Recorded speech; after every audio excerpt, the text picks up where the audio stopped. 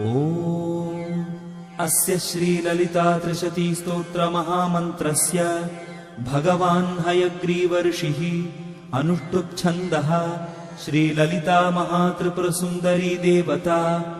ऐं बीजं सौः शक्तिः क्लीं कीलकम्। श्रीललिता महात्रिपुरसुन्दरी प्रसादसिद्ध्यर्थे जपे विनियोगः।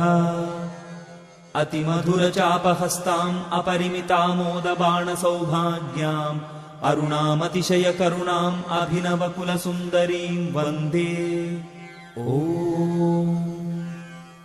श्रीहयग्रीव उवाच ककाररूपा कल्याणी कल्याणगुणशालिनी कल्याणशैलनिलया कमनीया कलावती कमलाक्षी कल्मषघ्नी करुणामृतसागरा कदम्बका